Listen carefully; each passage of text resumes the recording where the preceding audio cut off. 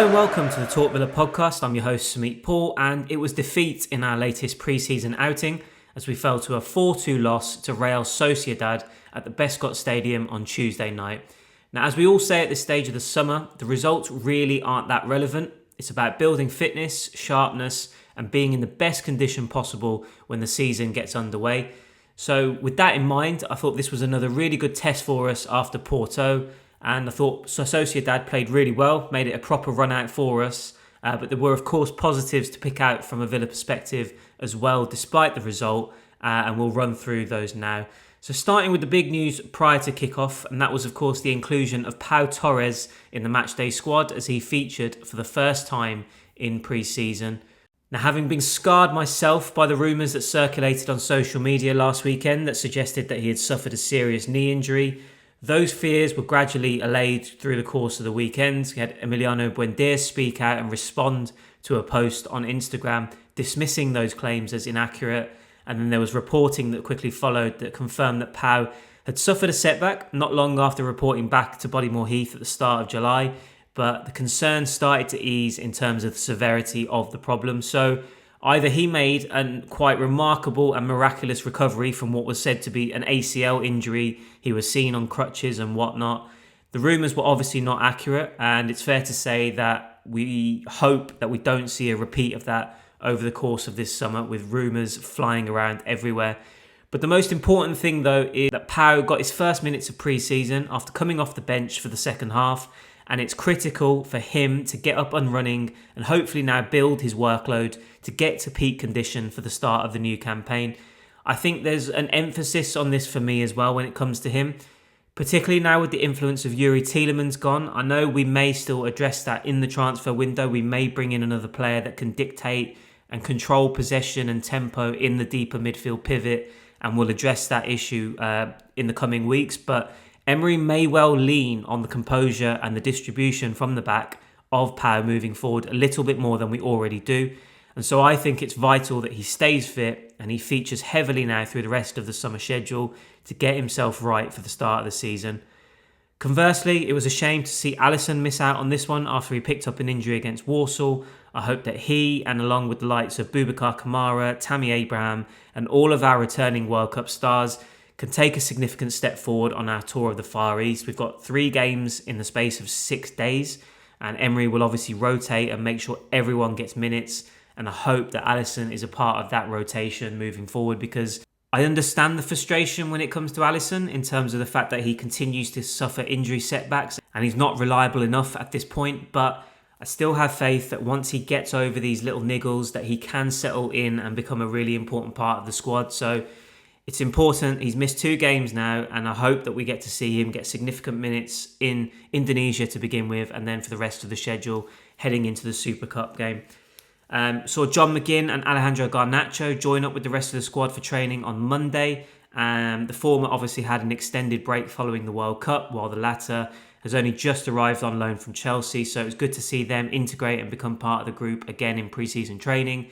And obviously we're going to start seeing more of our senior stars who featured in America now start to report back in gradual stages. And of course those who have been carrying knocks or have been recovering from injury, i.e. Boubacar Kamara and Tammy Abraham, hopefully they will now be in a position to step up and start to feature in our games as well.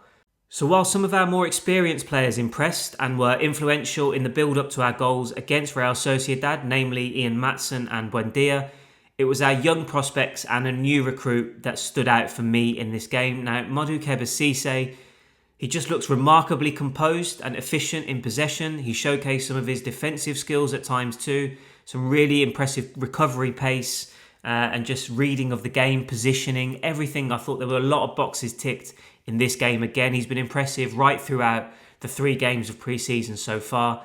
And I think he's given Emery more confidence that he could be a genuine solution as competition and depth this season. Naturally, of course, he's still inexperienced, he's still raw. There's a lot of development and improvement to come from him. So I'm not saying that he's going to walk into the starting 11 this year, but I think he's an option to consider at least, rather than delve back into the transfer market to add more competition and depth.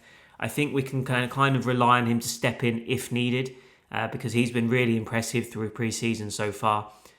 Meanwhile, Brian Madjo was once again a real handful up top, leading the line for us. I thought his movement, his strength, his burst of speed, giving us a vital presence and focal point up front as a target man, but I thought he offered a genuine threat in the final third as well. Similarly to Cisse, I think there's so much room for development and improvement in his game. I think he's got a lot of raw talent, and a lot of it is down to his physical qualities. He's obviously got an incredible amount of strength that gives him an advantage over defenders, but I think the most important thing that I took away from this game and what we saw against Walsall from him is that he's showing an awareness and an intelligence in his positioning to be in the right areas to get goals. He was positioned perfectly to apply the finish to Buendia's good work for our second goal. And that part of his game is actually really impressive, and I hope he continues to develop that and becomes a consistent goal scorer.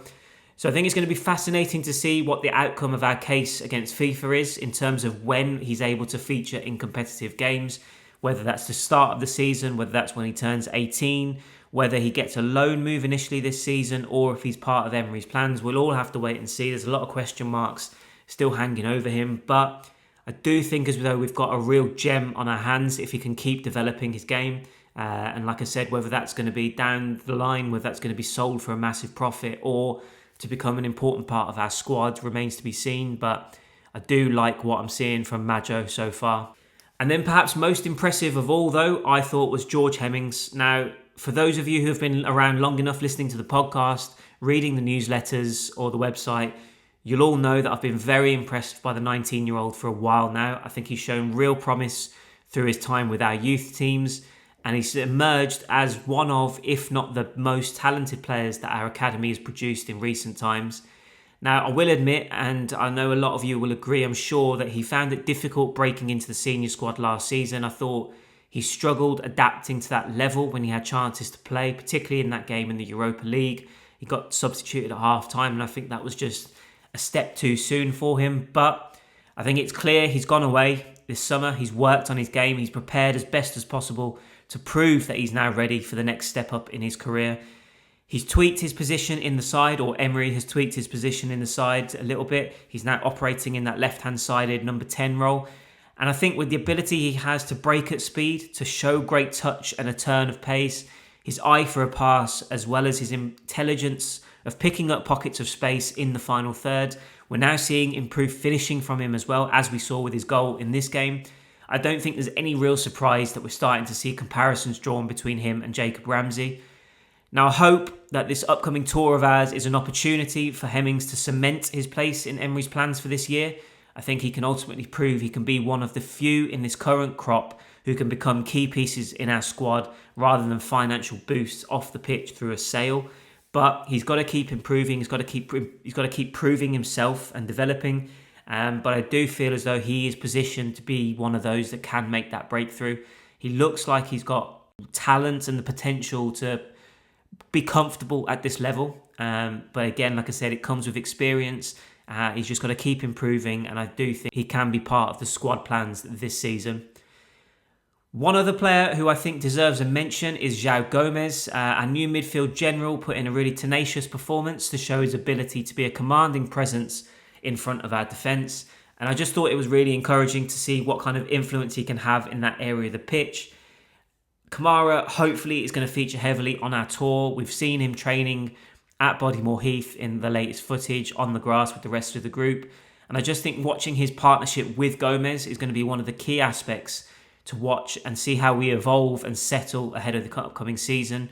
The early signs are promising from Gomes. I really do like what I'm seeing. He's very no nonsense. He loves to get stuck into a tackle, but he's also very composed when he's on the ball. And I think combined with Kamara, those two could form a really, really crucial partnership for us.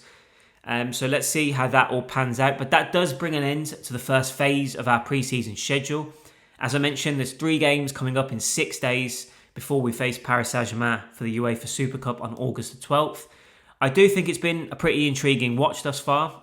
Hopefully we'll see more improvements in the next week or so as all of Emery's options become available to him, and we're going to really see what this new version of his Villa side will look like. But encouraging signs through the early part of pre-season. I've liked what I've seen from some of our youngsters.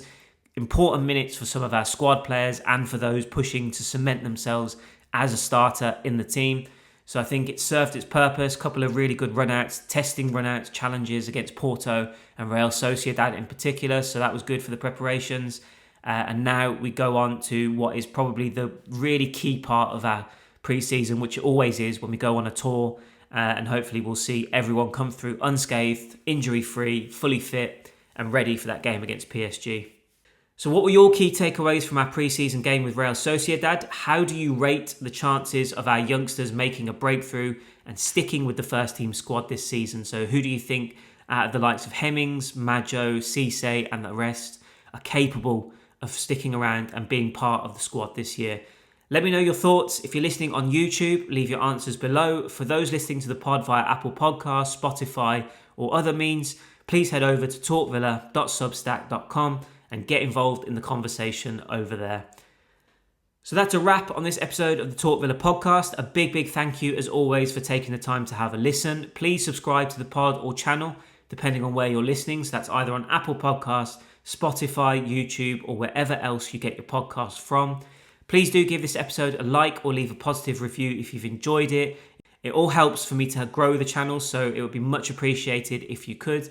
There'll be plenty more content over the summer, as there will no doubt be more transfer speculation with more incomings and outgoings, likes of Leon Bailey and Evan Gasson being linked with an exit, and Alan from Palmeiras is the latest name to be linked with a move to join us.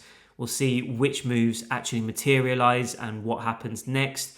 There's also more preparation for the new campaign, of course, as I mentioned, with the tour coming up. There'll be reaction to every single pre-season game. Sign up to the Talk Villa Plus newsletter on Substack for ad-free Villa news, opinions and analysis, all of which will be delivered directly to you. And there's also an option of a paid subscription for bonus content. All the details will be in the description of this podcast, but for more, please go to talkvilla.substack.com and subscribe. So that is the first phase of our pre-season schedule complete. It is now on to the Far East as we begin the next stage of our preparations. And hopefully we'll see closer to what is the strongest Villa 11 in action in the coming week with the 3 games in the space of 6 days. However, the games against Warsaw, Porto and Real Sociedad have all been intriguing, and it's been good, as I mentioned, to see some of the squad players and the youngsters get minutes and see what they can offer. It's the Indonesia All-Stars next though on Saturday afternoon at 1 p.m. I'll be back after that game over the weekend to discuss what we saw in that one and if there's any more developments on the transfer front. But until then, villains, enjoy the rest of your week, and as always, up the Villa.